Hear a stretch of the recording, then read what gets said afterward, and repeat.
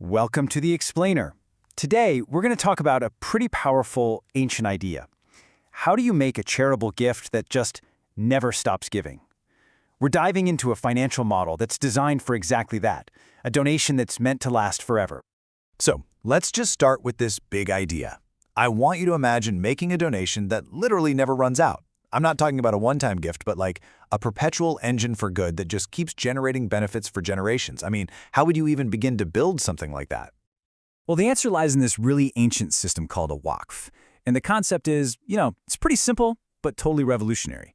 Basically, you lock away an asset, let's say a building or a chunk of money, and you only use the income it generates for charity.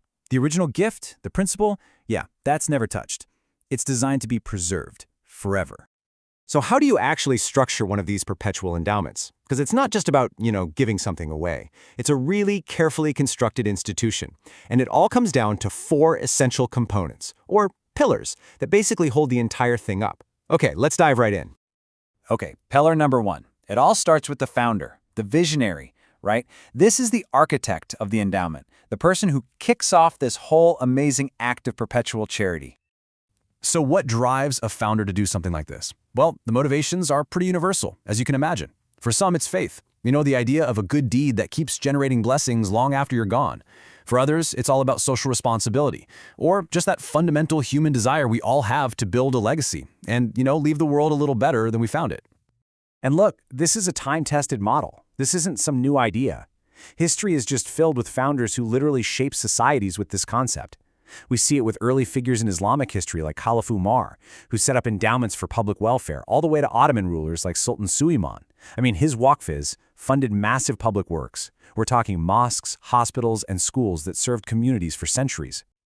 All right, let's move on to our second pillar. You've got the founder's vision, but what exactly are they giving? This is the asset, and you can think of it as the engine of the whole endowment.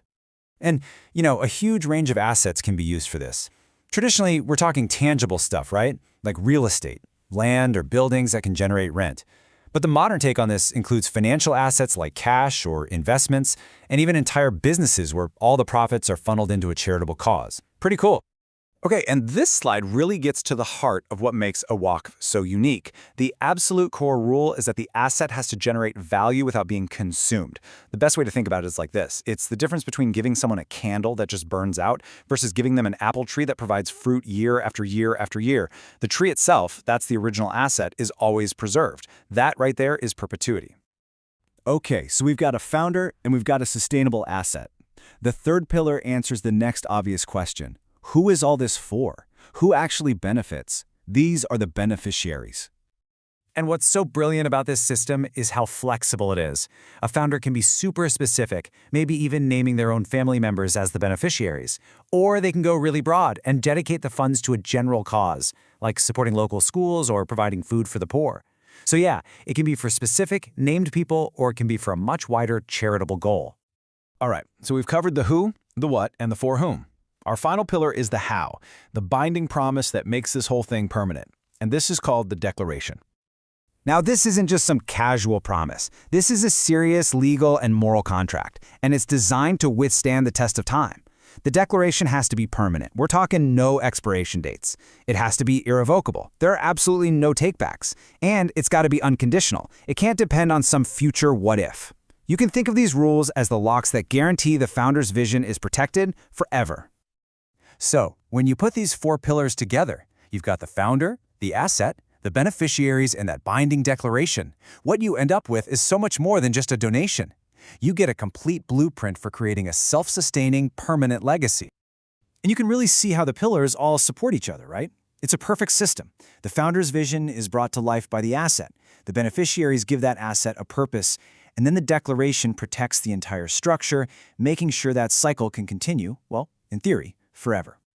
So this leaves us with a final question, something for you to think about. In our world, which is so often focused on really short-term results, what can we learn from a framework that was designed for the long haul? Could these ancient ideas about perpetual charity actually inspire new, more sustainable solutions for the challenges we're all facing today?